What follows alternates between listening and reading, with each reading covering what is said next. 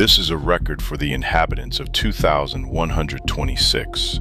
You are looking at the moment humanity realized that intelligence is the new oil. For decades, we lived under the illusion of a global, borderless internet, but today, the borders have returned. The Great Decoupling is no longer a boardroom theory, it is a global reality. Nations are waking up to a terrifying truth. If you do not own your compute, you do not own your future. The era of the centralized global cloud is dead. Welcome to the birth of Silicon sovereignty.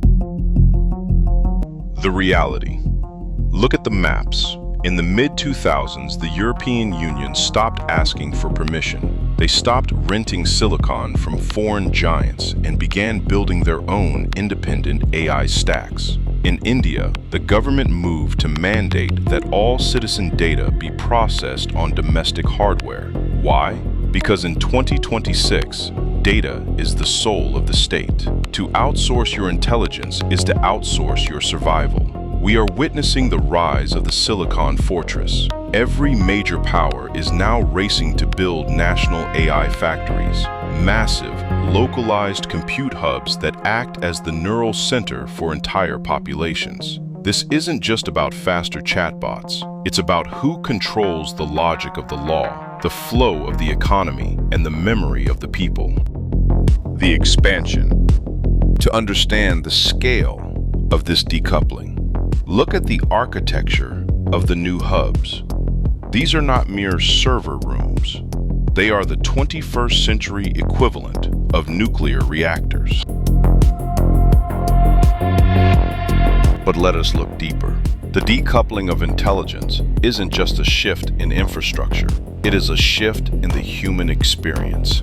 By 2027, the concept of a global AI will be seen as a primitive relic. We are entering the age of the cultural LLM. Imagine a world where the AI in London is fundamentally incapable of thinking like the AI in Riyadh or Beijing, not because of a language barrier, but because their core weights, their silicon morality, have been hard-coded by sovereign states. For the common man, this is the end of objective truth. Your digital assistant, your medical diagnostics, your financial advisors, they will all be filtered through the national interest of the hub you belong to. The digital Iron Curtain is being drawn, and this time it is made of trillions of parameters and localized server farms. We are moving from the information age into the governance of intelligence. To exist in 2030 is to be a data point within a sovereign neural network. The future. In the deserts of the Middle East, we see NEOM-class compute clusters, monolithic structures cooled by liquid ammonia, dedicated solely to the processing of a single nation's sovereign thought. In East Asia, the Red Silicon Initiative has moved entire cities underground, protecting the neural weights of the state from physical or digital sabotage.